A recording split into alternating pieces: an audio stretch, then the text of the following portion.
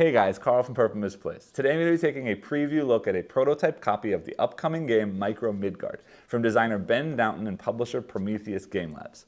This follow-up to their previous small box Micro Dojo has you moving meeples around a sort of small map of sorts, collecting resources, moving up tracks, and activating different kinds of abilities in order to sort of meet certain scoring thresholds at certain points throughout the game, winning the game by either hitting a certain threshold first or by having the most points at the end of the game when endgame is triggered. Disclaimer, I was given a preview copy of this game from the publisher for this video, but as always, I will do my best to give my own honest opinion on the game. Also, I should mention, in this video I will, as normal, be covering the solo mode. The solo mode in this game has been designed by Shem Phillips. Let's head down to the table to see how that solo mode plays, and then I'll meet you back up here to let you know what I think. Before I get started, I do want to mention here that this is a prototype copy of the game, and as such, the components that you see are not representative of the final product. With that said, to set up a solo game of Micro Midgard, begin by placing out the realm board in the center of the play area. Now, I say place out the realm board, which is already assembled here, but this is actually sort of a spoked wheel that all of these different locations have been slotted in. I've gone ahead and pre-built it because this is a folding piece that doesn't lay quite flat. Again, this will be updated, and I'll talk more about this in the components, but I have already gone ahead and set this up ahead of time, placing that sort of here in the center of the play area. Next, on the inside of the game board, for now, this might be a separate board. In the retail version, I'm not sure. I'm going to place this out. This is the sort of Ragnarok track and scoring track for the game. And the first thing I need to do in there is set out the prophecy tokens. The prophecy tokens are going to be sort of how we do most of our scoring in game, and they're going to look like this, with two different sides, sort of a night and day side to each of them. So I'm going to take all 10 of these, sort of shuffle them up, randomize the sides, placing out 5 daytime prophecies and 5 nighttime prophecies onto the board. Like that, and I will explain what each of those does later on after I've explained how the game works, so everything makes more sense to you. The next thing I need to do is place out the 4 Ragnarok tokens out here. Each of those is also double-sided.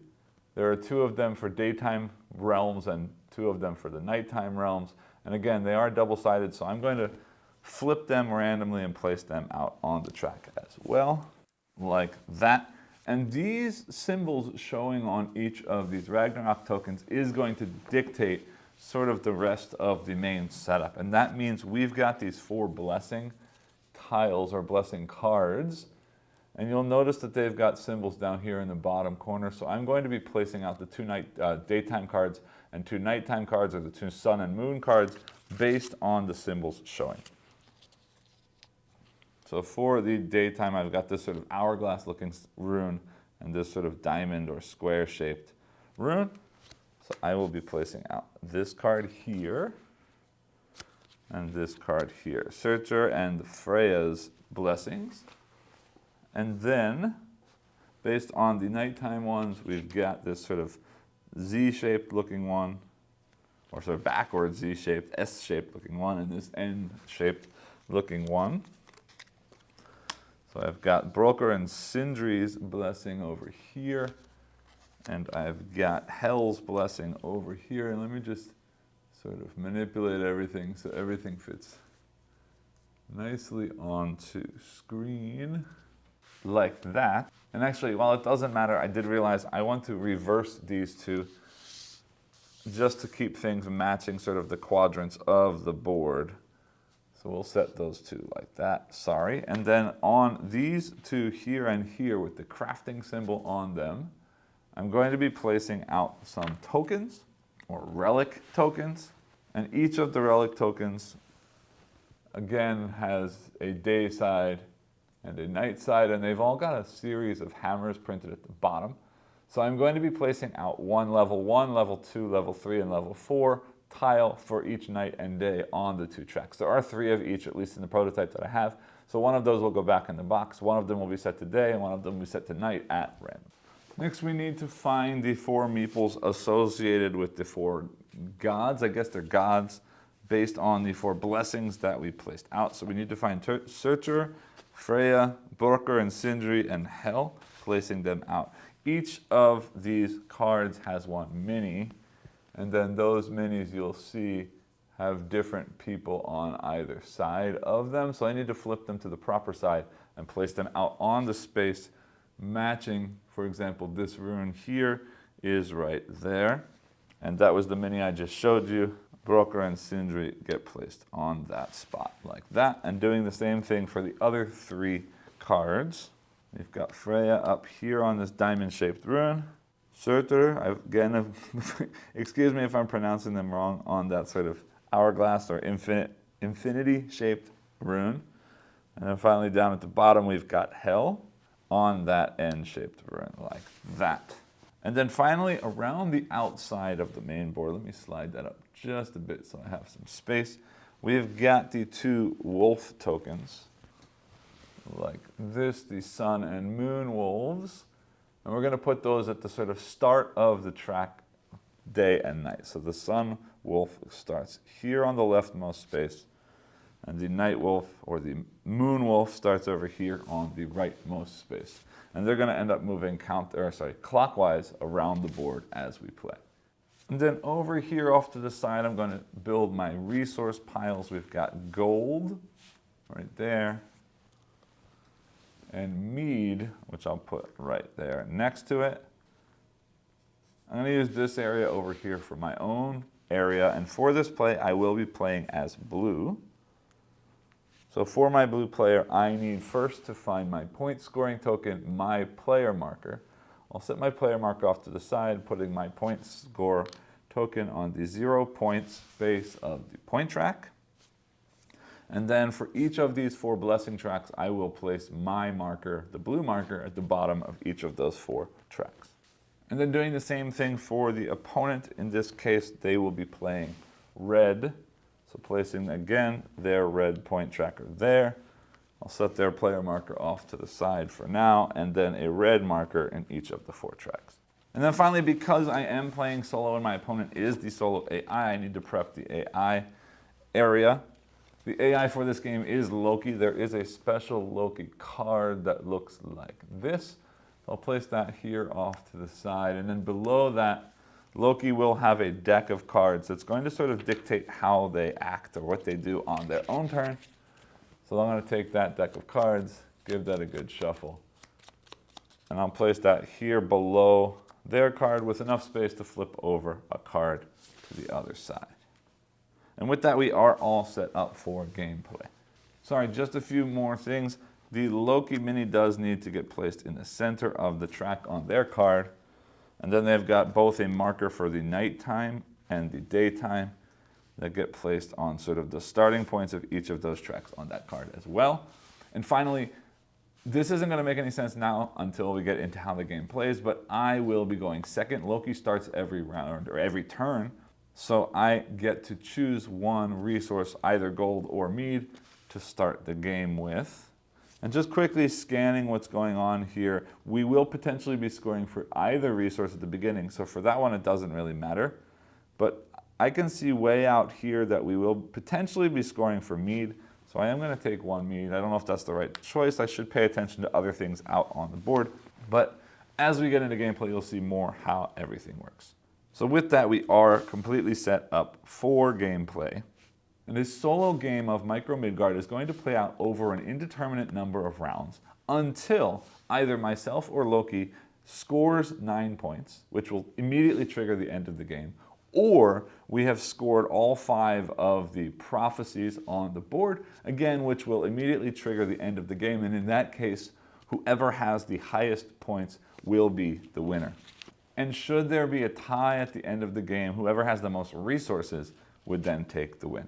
So on our turns, first Loki will take their turn, followed by myself. And the way that a turn is going to work in Micro Midgard is that we're going to select one of the 4 meeples on the board, moving that meeple either clockwise to the next region or next realm, counterclockwise to the next realm, or If that realm has not been destroyed in Ragnarok, which at this point none of them have, you can also move into Midgard, or if you're already in Midgard, out to any of the undestroyed realms. And once you've moved, you're then going to take whatever the action is at that location. But before taking the action, you will then place your player marker on top of that meeple. And that's going to be important because at the start of each turn, when you are going to be moving a meeple, you cannot move any of the meeples that have a player marker on top of them. So basically, after the first turn, or after both of our first turns, there's only going to be 2 meeples on any given turn that we have the ability to move. And each realm can only ever hold 1 meeple. So this is sort of going to dictate which actions are available to us on any given turn. And it's going to be sort of that play of which actions are available and which order we take them that's going to basically be driving this game.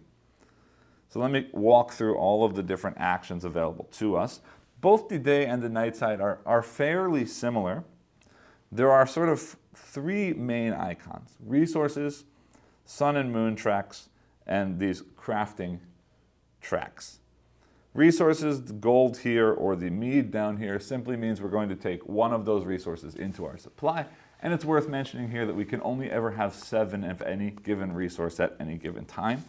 And there are available to us 3 threes and 4 singles, so that's 9, 10, 11, 12, 13, which means total, if all of the resources are out, one of us will have 7 and one of us will have 6, and that's going to be important because the resources might be one of the scoring goals that we're competing over, and I'll get to that in just a minute, but it means that there will never be a tie on the number of resources if all of the resources have been out. There's no way that we can't potentially have enough resources to do things in this game. The next action is this crafting action, and the crafting action is going to be focused on these 2 crafting tracks. And when we trigger a crafting action, we can choose to either move our marker here up 1 on the track, or we can choose to take a relic at our location or lower. And if we choose to take a relic, we will then reset back down to the bottom of the track. Later on, when the relics are gone, there are abilities printed directly on the card. So we could, at that point, trigger that ability at our location or lower. But these relics are going to be interesting in that the relics are going to be sort of abilities or actions that we're going to collect that we can then trigger on future turns as we like to do.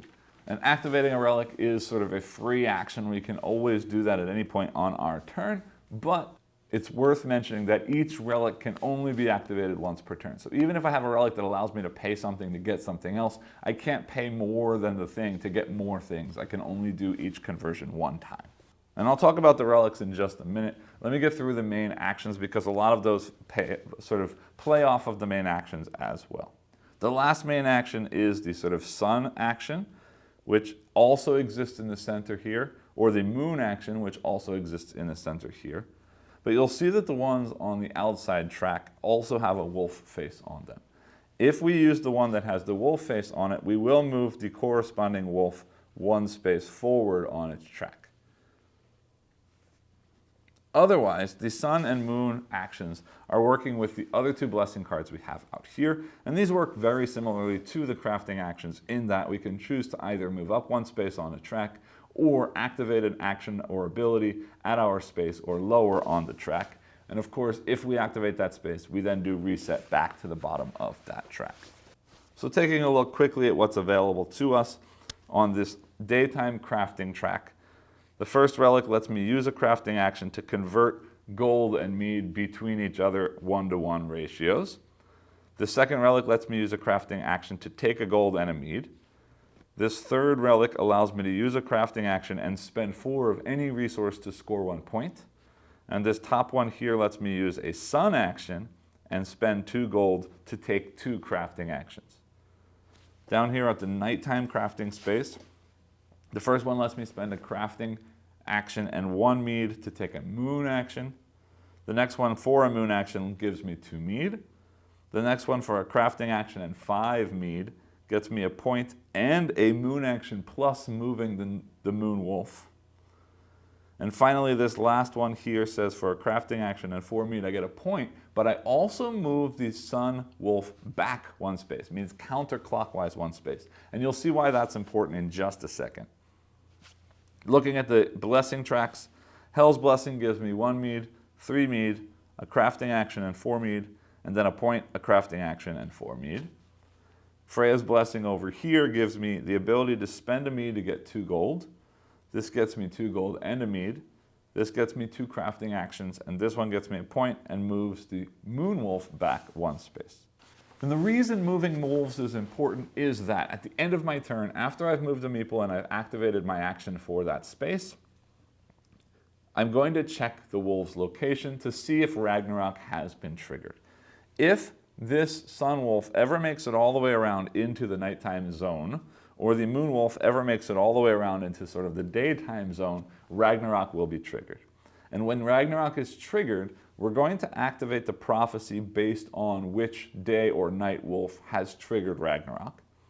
And then we're going to look at each of our sort of stuff on the board, and whoever has done that thing more will score the points for that prophecy. The first 2 prophecies are worth 1 point. The third and fourth are worth 2 points. And the 5th prophecy is worth 3 points. And again, going through all 5 prophecies, even if we haven't hit 9 points, will trigger the end of the game. Also, if we're ever tied on a prophecy, neither one of us is going to get any points for it. Then, after scoring that prophecy, those will be removed, and the next Ragnarok token in order will get placed out next to the corresponding region, which in this case is here next to Muspelheim. That token would get placed in here. So now that sun wolf track has gotten shorter, and also this tile will get flipped over to the other side. And when it's flipped over to the other side, the sort of action on the other side is not going to be as good, but also it means that its connection to Midgard has been severed from that point on. So looking at the prophecies we have out on the board, this is going to score based on the amount of resources of anything we have. This is scoring based on our location on this track. This one is being scored based on the total number of relic tiles we have. This one's scoring based on the 2 moon and sun tracks positioning. This one here is based on the number of hammers on any relic tokens we've taken, remembering that the bottom is 1, then 2, then 3, then 4 hammers. So that's sort of, as we go up the track, those relics become more meaningful or more worth something for that prophecy. Looking across the bottom, this one is focused on this moon track. This one is scoring based on relics that we've gotten only from the moon crafting track. This one's scoring again on both resources. This one's scoring only on mead. And then finally, this one's scoring on the 2 nighttime tracks. So that's basically it for how the base game plays. The only thing extra is Loki. And Loki will take the first turn on every round. So I'm just going to go ahead and play through one of his turns so you can see how it works, and I'll explain things that I'm not doing as I do that as well. So the thing that Loki's going to start every turn by flipping over a card like this. And on each of the cards, you're going to see a couple of things. You're going to see a list of different colored meeples printed there. You'll always see a sun or a moon wolf printed there. Sometimes you'll see a Loki with a question mark up here. And I believe in the actual printed version of the game that's going to be coming, there will be some symbols down here, and I'll explain what those do in a minute. They are not on my copy of the game, so I will have to make a judgment call for some of the actions in this game, but I'll explain that as it happens. So the first thing first, I want to start on this list, starting with the color meeple at the top. That is going to be the one that Loki tries to move. If it cannot be moved for some reason, they will move down until they find one that can be moved. And then they're going to be moving that meeple towards the sort of zenith or the center point of the track matching the wolf there. So in this case, they're moving green and they're trying to move towards this location. So they will move down here, and then Loki will put their cap on top of that. Then, actions work similarly to how they work for us, except that some of them will be specified how Loki acts, because obviously Loki's not thinking about anything. Whenever he lands on a resource, they will just take the resource as we do. Whenever they land on a crafting space, they're always going to look at the crafting track matching the area that they are in, and they will take the most expensive relic token that they can take. And if they cannot take any relic token, they will simply move up one spot on this track. So in this case, they're going to take that bottom relic like that. And then after taking their action, they're going to again check this wolf symbol. In this case, it's nighttime. And they're going to advance once on this track corresponding to the day or night that they see on their card. If there was a Loki with a question mark, you'll see in the center here is a Loki with a question mark. That's going to determine based on where this meeple is, because this is going to move every time we have Ragnarok. At the moment, when the meeple is in the center of that card, they would simply refer to whatever symbol is shown on the card. But as this moves up or down, they will instead be focused on whatever it shows here, sometimes advancing twice on the moon, or sorry, the moon wolf or sun wolf advancing twice on the board. And the way that's going to work is during Ragnarok, if I win the prophecy, they will move their meeple in the direction of the prophecy that I won. And if they win the prophecy, they will move their meeple towards the center of the card. But you'll see how that plays out later on as we get into things. So right now, Moon Wolf means this will move up 1, and Loki gets 2 mead tokens. Like that. Actually, let's do this. I'll keep their resources to the left of the card and all the relics over here. Okay, then my turn. Now you can see I cannot move that one. I know that I'm trying to collect resources of any kind and or move up on the moon track. So if I do this, that's dangerous, because if Loki gets red, he can't move here. Sorry, I should mention, if Loki can't move to the space it's trying to move, it will try to move to the center. And if it can't move to the center, it will try to move in the opposite direction on the track. If I move there, Loki can't move those to the moon, but instead they would move to the center, and he will always take the action in the center that best scores a prophecy. So I think what I'm gonna do is, if I move here, red can't move at all, so they will move yellow, and the only way yellow can move is there. So then they're chasing me on that track anyway, which I don't like. So, I don't have much option. And if I move this one, then they're potentially gonna take a mead and the track I don't want them to have. Yeah, so let's do that instead. I'm gonna go here to take a gold and a crafting action. Now, it's worth mentioning, when I take a crafting action, I can choose from either of the locations. I do see coming up, there's a higher that, and nighttime crafting tiles are gonna score. So I'm actually just gonna move up here and not take anything, like that. Then Loki takes their next turn. Trying to move green, they can't. Trying to move blue, they can't. Trying to move red. Now red can't, they want to go towards the sun, so they're going that way, but they can't because there's somebody there. It means they're going to the center, and in this case they're trying to focus on sun. So they're looking at the sun prophecies and trying to take the action in the middle that will score the next sun prophecy related to a middle action. Resources don't come from the center, so they're focused on this one. So they're going to take a crafting action. Except that when Loki takes a crafting action, they're removing a relic from the track. So they can't do that without first having removed that relic. So they're going to use that, look at that next one, which is the total number of relics, and they will take that relic like that. Move that over a little, give me some space, like that.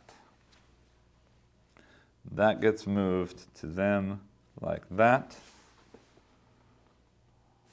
Then, here's that Loki question mark, but they are in the center, so they're referring to this, moving up 1 on the sun track, taking 2 resources. So I don't think there's any way I'm beating them on resources, so I really want night to trigger.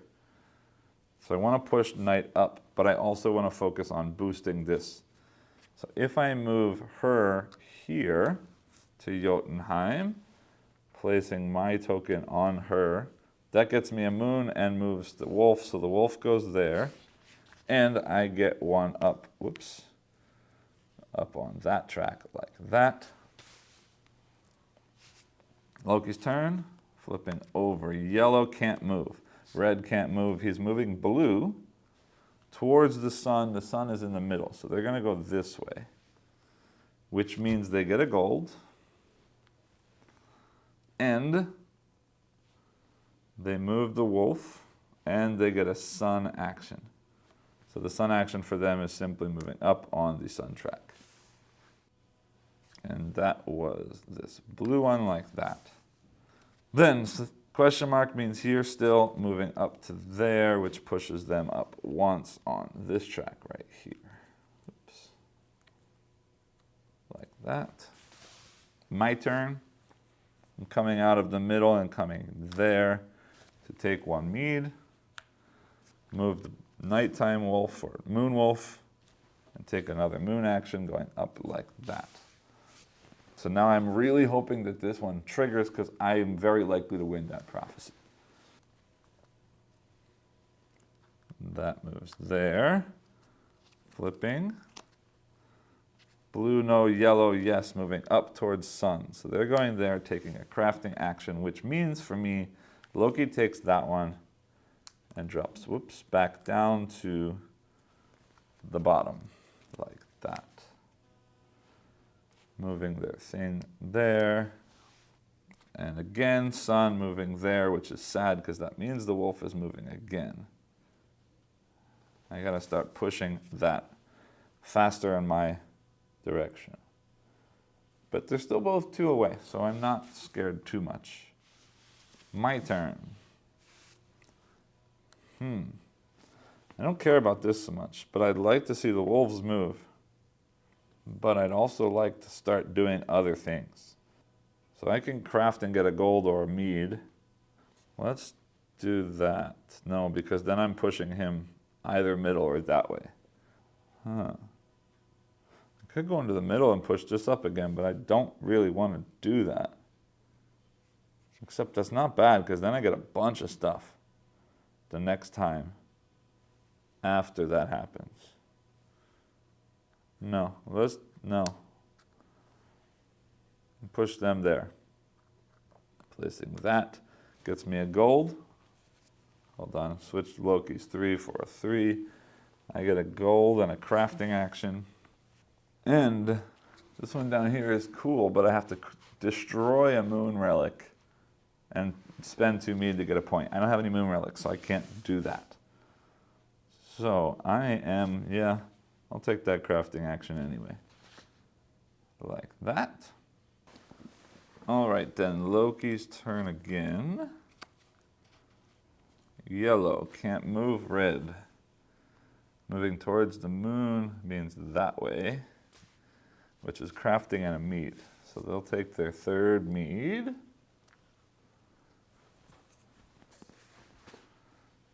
And craft here. They can't take anything where they are, so they move up. 1 more there, like that. Moving up the wolf there, which pushes up 1 more time on that red track, like that. And that was red. My turn. I want wolves to move. I like moon track. That's cool anyway. Yeah. Moving there. Taking a moon, pushing up, and a wolf moving 1 more time. Like that. Loki. Blue. Blue can move. Moving towards the moon that way is crafting. Crafting on the blue track down here means they take that one like that, but then drop all the way back to the bottom. And then moving up again on wolf, which is cool for me because that now pushes to there, which triggers Ragnarok for the first time. So now that we've done Ragnarok, this is the first time we're doing it. So first thing I'm going to do is check the wolf is the moon wolf. So we are aiming for this track here, the yellow track. I am clearly winning that track, so I will win that one. That prophecy, those get removed. I score 1 point for winning that prophecy. And then we trigger Ragnarok at that location, which I believe is right here, yes. So first off, the wolves reset, but this one is going to flip over. So you see now it's no longer crafting, it's just a gold. And that piece will get placed right there like that. So this wolf only resets to here. Means it's going to be easier for that to trigger Ragnarok than for the wolf, which is fine with me because I'm ahead on that track as well. And the other one is moon relics, and I don't have any of those, so that's fine. Let's push for sun this time. That's that. He goes back onto that tile like that. And then my turn again. So now I don't care about pushing Moonwolf up anymore, except that, sorry, one more thing before we get back in. Because I won and because we were aimed at the Moonwolf, he moves down here 1 space. So he's prioritizing pushing the Moonwolf, which is not what I want to happen. So I need to focus on making that not happen, but that's fine. Then let's, forget it. Let's just focus on moving the wolf. He comes there like that. I'm going to move the sun wolf once and move up on the sun track or trigger the thing here. Trading a mead for 2 gold is not bad. I don't need green until much further out. Let's do that. I'm going to trade a mead for 2 gold. Means I got 3 if I trade that in. I'm at 4 gold and 1 mead now. Loki goes again. Red can move, moving towards the wolf. That's bad.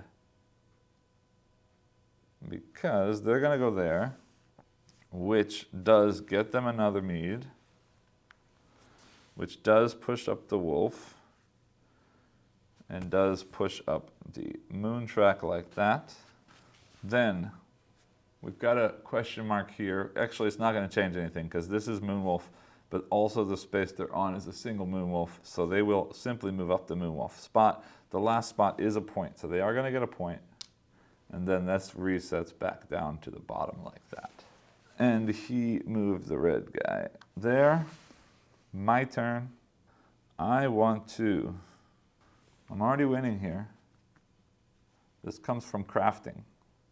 I want more people up in the top area, so I'm going to push her there. And I'm actually going to trigger Moon because that gets me 1 point, 1 crafting, and 4 mead. So I'm going to trade in. No, I'm not. Plus 3 mead is 4 mead. This comes back down. I get a point and a crafting action, which is cool because my point goes here. So I'm at 2 there at 1, and I'm going to use the crafting action to actually move up there. So I'm also winning resources at the moment, which could mean I can take that one there, but we'll see what happens. AI goes, pushing red, no, green towards the wolf. That's fine with me. They get a gold. So now we're tied for resources, and they push this wolf 1 more, and go up on sun over here, like that. Then again, sun wolf, they get another point, and that resets like that. So we're both tied for 2 points there. And they moved that one like that. My turn again. But while I'm taking my turn, I'll shuffle Loki's cards. All right, what do I want to prioritize? I wouldn't mind getting some relics, because I don't have any. I'll never win the number of relics, but I could win this hammer relics if I start pushing up high up. But not really, because they've got 4, 5, 6, 7 already. I'd need 2 4s or 4, 3, 2. They're about to get that 4 if I let them take a crafting action. I don't want them pushing the wolf up. Oh wait, that's me. Never mind, that's fine. Then I could take that and drop, but I'm aiming to score that, so I don't want to do that yet. I'm going to do this. Yeah, I'm going to move him there. Take another gold. Pushing up on that crafting track like that. They take their turn. Green can't, blue can't. Red is going moonwise. There. Does that. They get a mead. 3, 4, 5. And a crafting action in blue. They can't do anything, so they're moving up with me. And then wolf track means up 1 here, getting 2 more mead. 3, 4, 5, 6, 7. They are full mead, which is a problem, because I need to then get full gold or I can't win that combo one next time. That's okay. My turn. Yeah, let's trigger Ragnarok. I go there. Wolf moves there, which is going to trigger Ragnarok, but first I get to do this. Either 2 crafting action. No. Trade a mead for 2 gold. He can't get any more mead. And I'm at 3, 4, 5. That's actually exactly what I need to do. Trade that mead to take gold. 2 golds. All right, so I'm at 7. Means I need some mead before that next trigger. And hope he doesn't get more gold, or at least it's a wash. A wash is fine too. That means this one moved there, but we trigger this. I trigger daytime, means this one I'm winning. So I get 1 point for that as well. Like that, those go away. New Ragnarok happening down here in Svartalfheim. So this guy resets to there like that. This guy resets to there. This one flips over, no more craft and mead. Now it's just a mead. That sticks there. He goes back there like that. Back to Loki. Now it's worth mentioning, now that Loki is full of resources, anytime that they take resources and can't get any more, they instead move up on the track here related. So gold will move up on the day track, and the mead will move up on the night track. So flipping this one again. Oh wait, hold on. First things first, I just did a daytime one, which pushes him back to the middle. He's moving green. Yes. Green cannot go daytime because there's a guy. It means they go into the middle. Looking at the next daytime focus is relics. So they're going to take, I don't honestly know here if they're going to do that and move up here, hoping to get more relics later. Yeah, probably so. Let's say that they did that. Otherwise, they'd go here and move up on the day track, but I'm assuming they're focused there. Then, middle means look at the card that says light, so they go there and get to gold. 3, 4, 5, 6. So the best we can do is tie on resources now, because they have full resources and won't ever spend them. So I really need to push for nighttime wolf, and I need to get 2 mead. But in the meantime, they just moved that one like that. I need 3 mead, but that's fine. Okay, because what I'm going to do is push here, moving the wolf up 1 more, which is important. I get a mead, and I trigger a moon, which here gets me 1 mead. So that's fine. Good. Means I moved that guy. Loki moving yellow, yes. Towards the sun, yes. Means they get a gold. They can't because there's none left. They move up to Sunwolf, like that, and they take a sun action over here, which is that. They're now max sun. Means anytime now that they would be getting that again, they will also be moving on this track over here. I need to get something that's going to start scoring me points.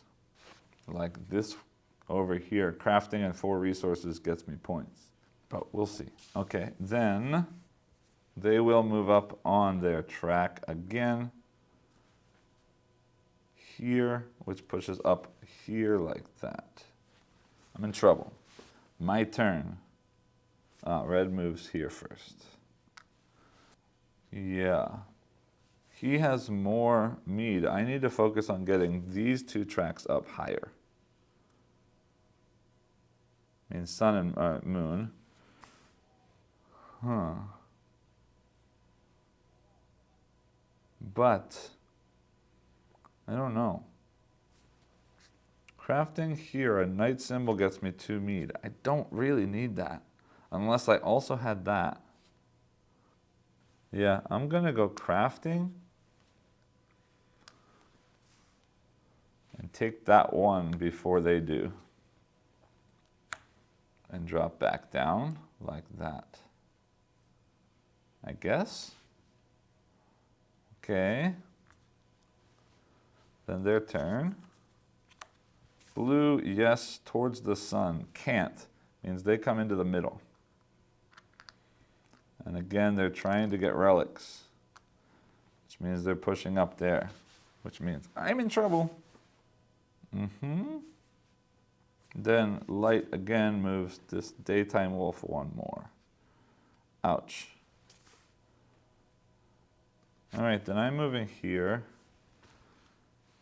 Pushing this wolf up. And taking a moon action, which is my last resource. So we do have a wash if the moon wolf goes.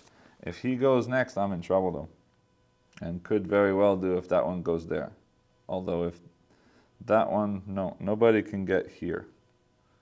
So if they move the wolf, I'm in trouble. If they don't move the wolf, I will, and we'll be tied-ish. Yeah.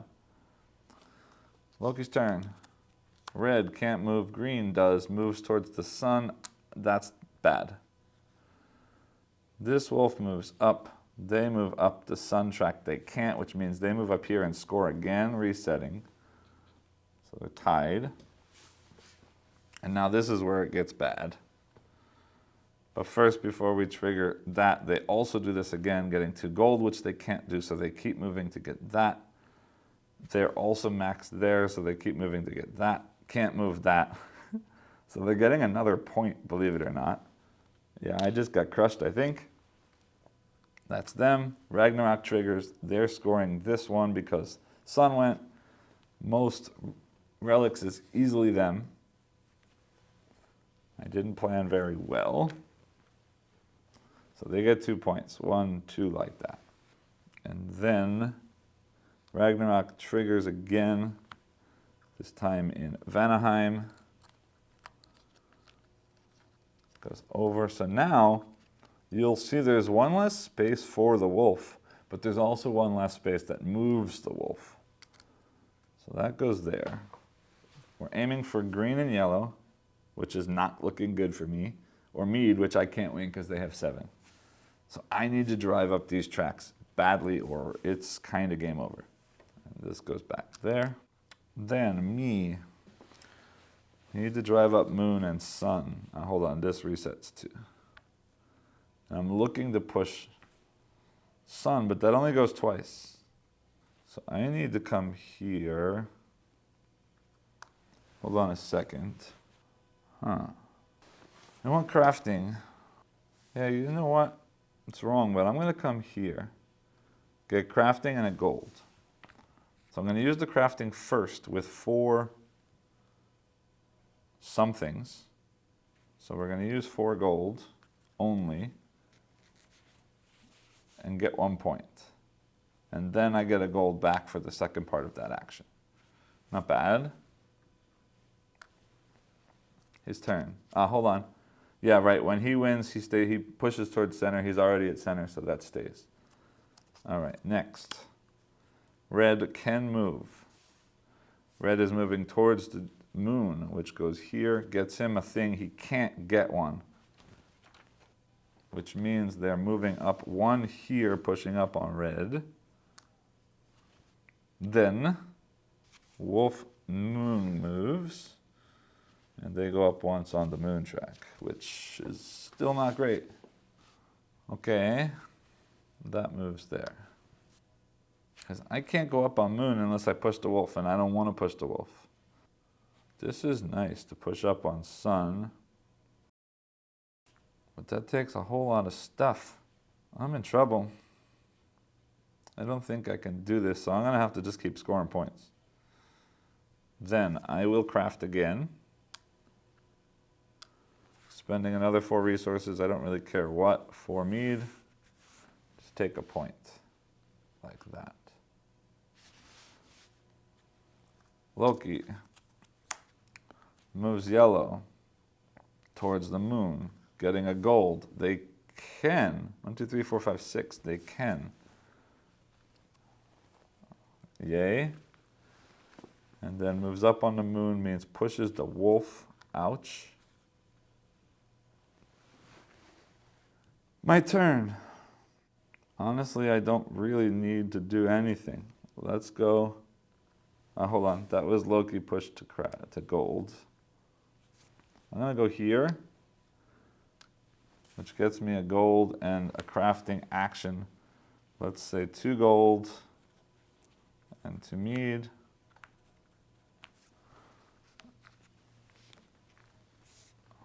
Which gets me another point. Good. Loki's turn is blue. Can't. Yellow can't. Green moving down. Gets him a mead. He can't, which pushes there and gets him a point. Like that, and resets. And then again moving up 1 more. 2 mead, he can't. Red moves up 1. My turn. And this guy is there. Like that. Huh. Don't like it. 4 is not enough stuff. Alright, so I can do Moon and Wolf, which triggers Ragnarok, or Center Space. Those are my only options. And neither one of these changes anything. 5 gold gets me a point, but I only have 3. I could take that. I could get a mead, or I can trade a mead for stuff, or move up somewhere. Yeah, let's go there and move up on the moon track, because that is still a thing. Which means that's me. He shuffles up. Goes again. Yellow, yes. Towards the wolf, yes. Means he goes up 1 more on moon, and this triggers Ragnarok. And this moves up again, which pushes the wolf again. And you know what? I think I may have messed up before. Because there's no reason the wolf can't move again. So they may actually have 1 less point than I thought. Which means the wolf is just there. And again, they may have 1 less point than I thought.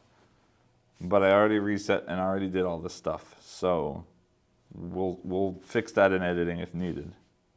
My turn. Except that he just moved this guy. And sorry, we need to trigger Ragnarok. Based on mead, I lose completely. Which means 1, 2, he wins the game. Assuming that I didn't screw up before on that points. I think they may actually be at 8. And since this is not there, you know what? I'm going to keep playing out as if I made a mistake.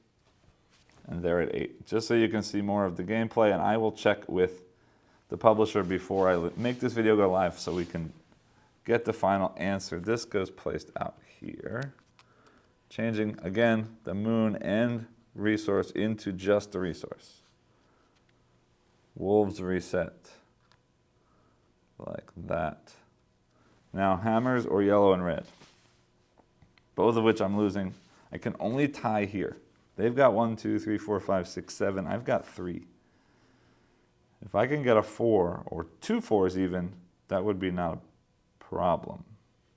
My turn.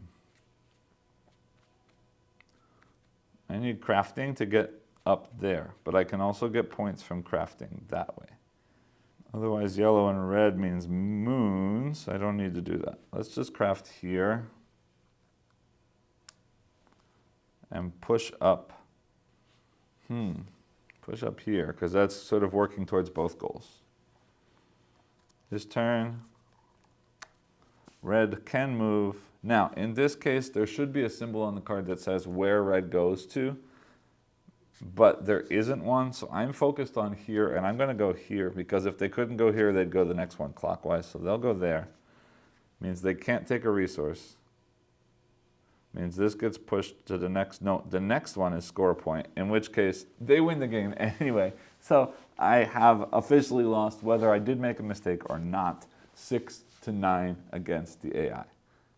So that is a solo play of Micro Midgard. While I'm here, I do like to take a look at the components.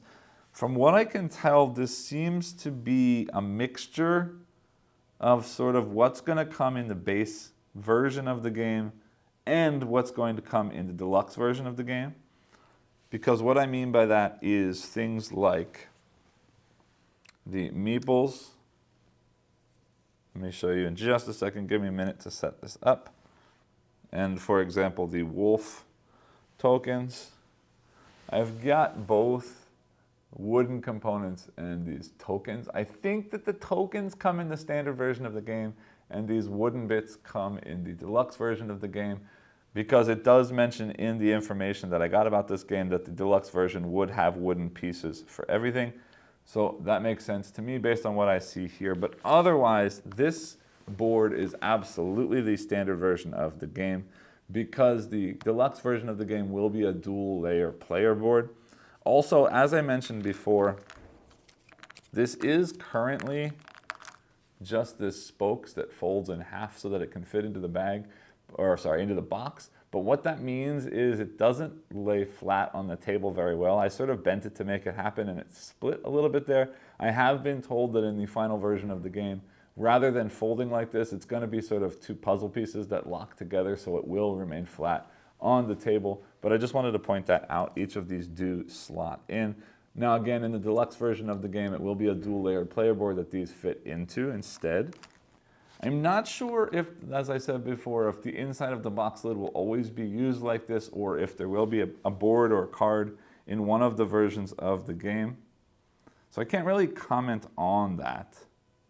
But a few other things. In addition to the deluxe and the sort of standard version of the game, there's also going to be an envelope edition like they did with their previous game, Micro Dojo, where all of the game components come in an envelope. There's not even a box for the game to make it extremely micro and very portable. But the one thing that I have heard, because there's so many components in this, and it will be very tight fit in the envelope, meaning with all of the tokens and all of the cards and so on, that the solo mode will become a PNP or print and play set of cards that will not be in the envelope if you get the envelope version. So if you're focused on getting printed everything, you should focus at least on standard. Also the deluxe version, which is also known as the Ragnarok edition. In addition to having those dual layer player boards and the wooden pieces, there will be an insert in the box to hold everything nicely. And also these mini cards for the solo deck, from what I understand, will be larger cards. And I don't really know what this means yet until we see it on the campaign, but these realm tiles, the Ragnarok edition also has an alternate side for each realm, so it gives more variability in setup rather than just placing out, because these do go in the same place every time you play the game, so there will be an alternate side to those. Now, I don't know what that means for Ragnarok. I assume that means that one of these will be the two sides for the standard, and then you'll have a separate tile for Ragnarok. Seems to make sense to me. But also the Ragnarok edition will include the Yggdrasil expansion, which gives you more of these blessing tracks that apparently have 2 tracks on them that will sort of increase in power or decrease in power as Ragnarok is triggered in each of those different realms. But also it will include 3 new meeples, Nidhogg, Ratatoskr, and Verdfolnir. I don't know what they do or how they're there, but there will be more stuff in that as well. That's basically all I can say about the components, aside from the look of things. I do really love the look of each of these different characters. It's this very sort of stylized meeple style art. Again, all of these main guys are double-sided. Very, very cool character art for each of these different characters. Again, very stylized meeple style characters, but I do really like that. The color palette is nice. Everything is very clear. All of the iconography in here is very, very easy to understand and very easy to follow. So I'm a very big fan of how everything looks in this game. Again, all of the pieces that I've seen look good. The size, the quality, the thickness of things looks good to me, especially for such a small game. Big, big, big thumbs up from me. From what I've seen so far, and again, this is prototype. The only thing I didn't love was this, and I know, again, as I said, they're already working to improve that. So lots of thumbs up for the components and design visually from me. Now meet me back up top, and I'll let you know what I think about the game itself. Welcome back. I hope you enjoyed the playthrough. This one is one that I'm very happy that I was able to get a chance to try out. The previous game in this series, Micro Dojo, is one that I've heard quite a bit about, at least as far as the name of the game and it having been a thing, but it's one that I never really looked into, and I'm not sure why I passed up on it, but I was very happy when the publisher of this game reached out to me and said, hey, would you like to take a look at this? Because a few things. I tend to enjoy smaller solo games. I was very excited to hear that the solo mode for this one was designed by Shem Phillips. And just sort of visually, it looked interesting to me. But I'm not going to lie to you, as it arrived, as I started reading through the rules of this game, I started becoming a little bit concerned that I wasn't going to like it, or there wasn't going to be enough game in there, because it was basically amounting to move a meeple, take an action, collect resources, climb tracks, score points, win kind of game. And at its heart, I guess that's what it is. It is moving around a sort of map, getting things that ultimately gain goals for you. But there's a whole lot more going on in this game beyond the rules of the game and how everything works together and how everything ties in. And I'm not going to lie to you, this is going to be a little bit tricky for me to talk about, because even thinking about it in my brain, I can't exactly think about this is the thing I need to say and this is the thing I need to say. So I'm just going to start sort of talking about the game and let you hear all of the things that work for me. But let's start talking first about the map, because that is sort of the main piece of the board. You're moving either clockwise or counterclockwise for the most part around this board, occasionally jumping into the middle for that sort of craft or moon or sun action in the center at Midgard. But basically, you are moving to a space and taking the action on that space. And those actions are going to be gathering gold, gathering mead, moving up a crafting track, moving up a sun or moon track, taking the ability based on that track you've moved up on, or getting one of those relic tokens from the crafting track. And then you're given this sort of free action of activating those relic tokens later, but most of those relic tokens are going to trigger off of other actions. So basically, you're using the relic token with an action instead of using that main action. But anyway, you're moving around the board, activating all of these things. And at first glance, that doesn't sound like all that much fun, because it's just move your pawn, go here and get something. Move your pawn, go here and get something. But there's a whole lot of restriction in this movement puzzle. Because two things. Number one, every time you move a meeple, you place your piece on top of it, locking in that piece until after your next turn, because the next time it's your turn, that will still be there until you move it to the next thing that you've moved. So every time you put something somewhere, you're not only blocking it off for your opponent on their turn, you're blocking it off for yourself for the following turn. And that means not just the location that you're covering, but also the meeple that you've used to cover. Now, of course, the meeples don't matter as far as it's not like each of the meeples has a specific power or some kind of special ability when they go to certain places, but it is all related to where other things are, because during this same puzzle, you also have to think about the other things that are on the tracks.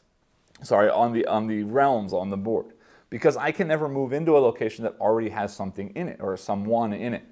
So when I'm capping something, I'm blocking that spot, but I'm also blocking that meeple from moving to any of the spots around it until after my next turn. So I really have to think about where am I placing, not just to get the thing that I want, but to make sure that I don't prevent myself from getting the thing that I want next, and to make sure that I'm thinking about preventing the opponent from getting the thing that they want next. And then hoping also that I've set up the opponent in such a way that whatever they do doesn't prevent me from doing everything that I want to the next turn. So I'm constantly thinking about getting what I need, setting up my next turns, setting up my opponent to fail, but also setting up my opponent to not be able to completely destroy me with their next move. All while also focusing on moving up the different tracks for two reasons. One, so that I can score sort of majority placement in those tracks when those come up as scoring goals, but also so that I can start activating some of those abilities on those tracks, because those are going to be real powerful. Those are going to get me lots of resources really quickly rather than one at a time on the board. Those are also often going to give me unique ways to move up tracks faster and or to score points from things other than those Ragnarok goals that we're scoring, the prophecies that we're scoring every so often in the game. So timing is everything. But timing is being forced and influenced by the other things that are happening on the board. So this movement puzzle becomes way more intricate and way more interesting than I expected it to be simply by reading through the rules and seeing how the movement of pieces and the blocking of pieces as it goes on changes both what you're doing and what you're planning to do, and the incredible amount of sort of tactical decision making on the fly, sort of changing of thoughts and patterns and ideas is very, very interesting here for me. Then, the tracks I've already kind of talked about, moving things up, getting things from the tracks, triggering abilities from the tracks. Those relic tokens are incredibly important. I probably lost this game because I wasn't focused on them, not just because the goals required me to have them, but also you saw about mid-game through my playthrough, maybe later than mid-game, I picked up a relic that was scoring me points. And basically at that point in the game, I had a ton of resources, so I could just every turn resources into points, every turn resources into points, so long as I could get a crafting action. So if I would have had something like that earlier in the game, there's a chance that I would have already had a surplus of points moving in, and I wouldn't have gotten sort of passed so quickly towards the end of the game. So there's a whole lot of that to think about as well. But let's focus on these scoring goals, because you've got two rows of these prophecies, of these scoring tracks that you're trying to sort of aim what you're doing. This is sort of your more long-term strategy stuff. Aim what you're doing to try and score on a majority of something in the game. And you can see what's coming up, but more importantly, two things are coming up. There's always a night and a day prophecy.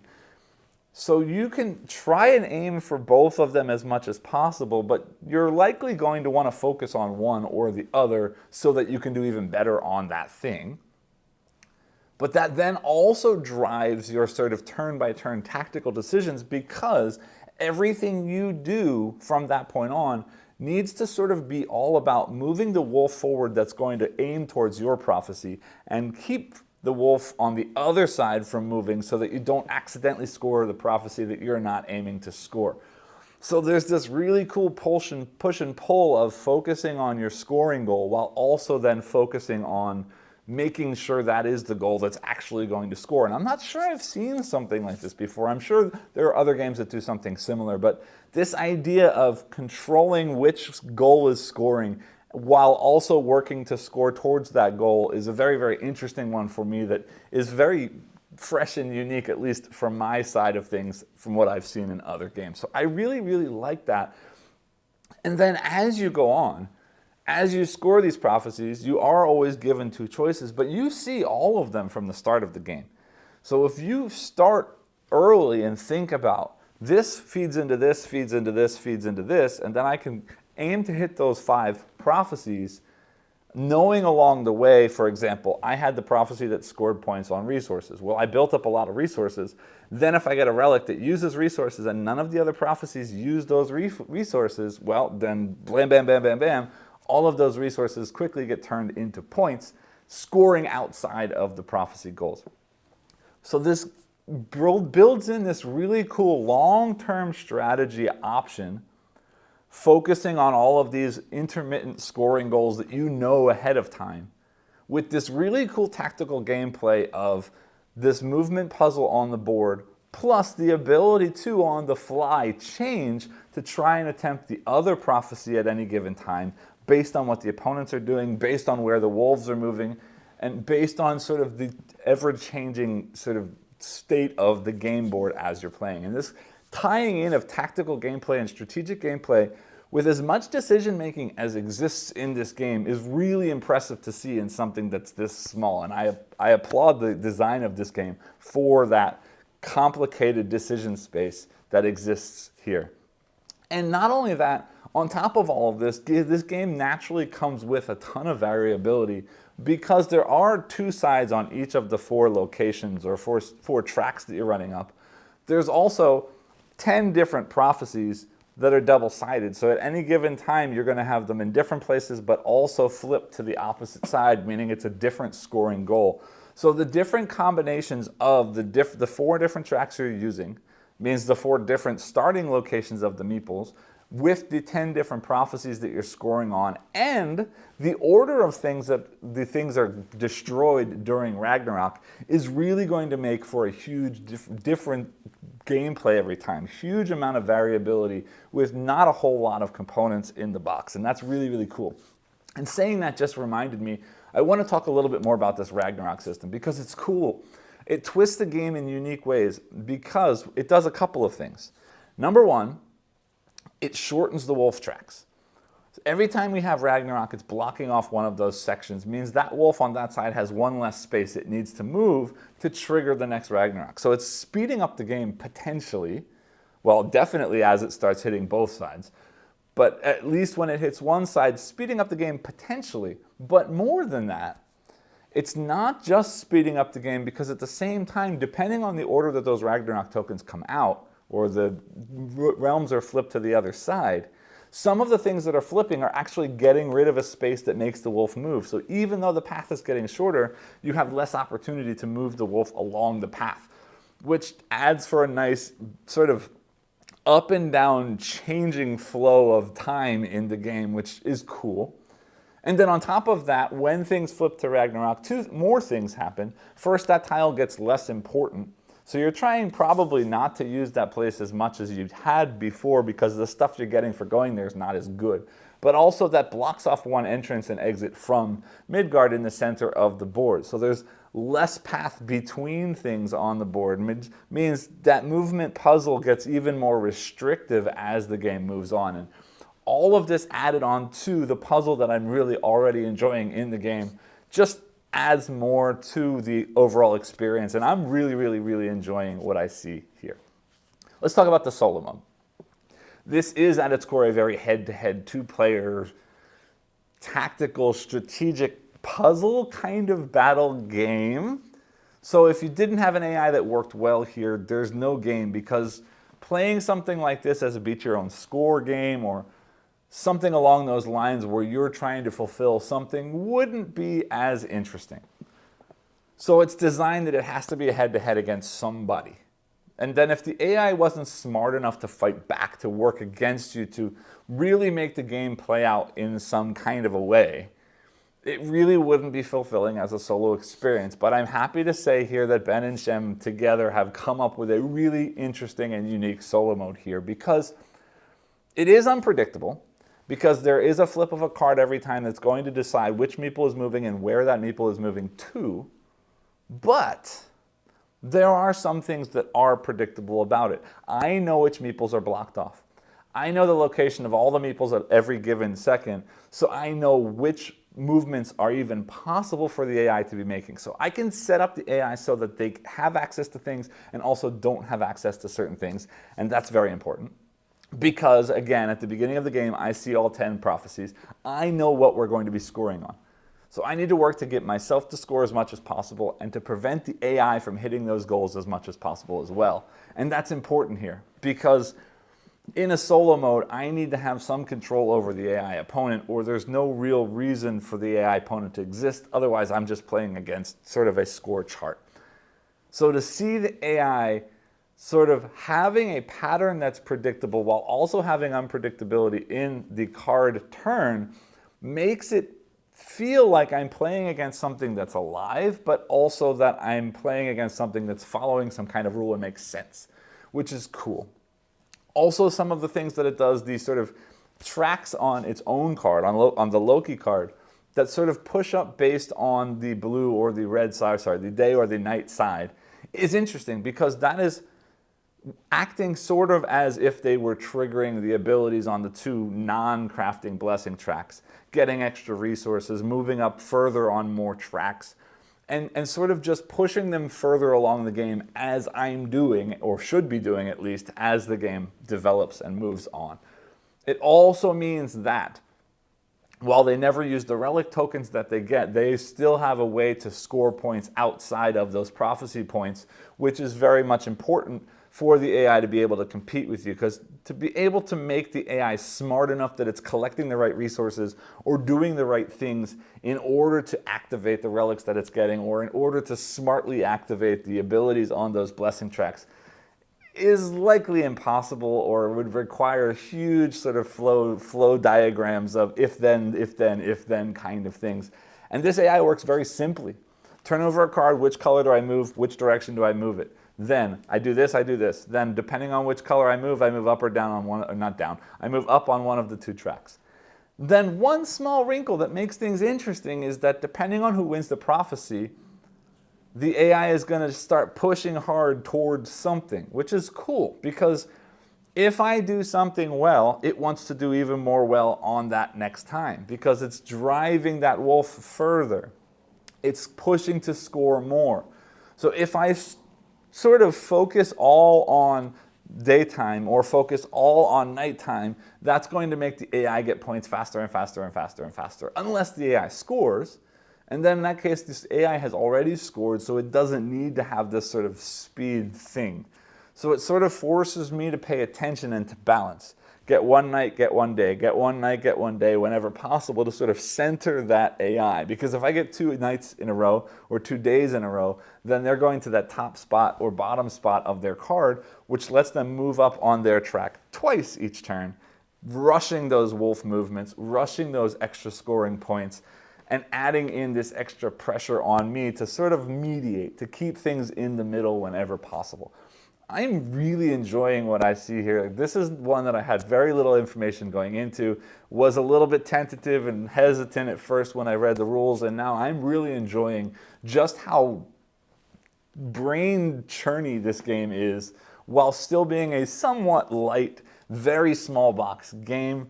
The AI here brings in a very nice challenge. The scores have been very, very close each time, and it always feels like I won because I did something well, or I lost just, and if I had done this or this just a little bit differently, I could have won instead. It never feels like the game is cheating. It never feels like I've been completely blown away. It never feels like it was super easy and just randomness made me win.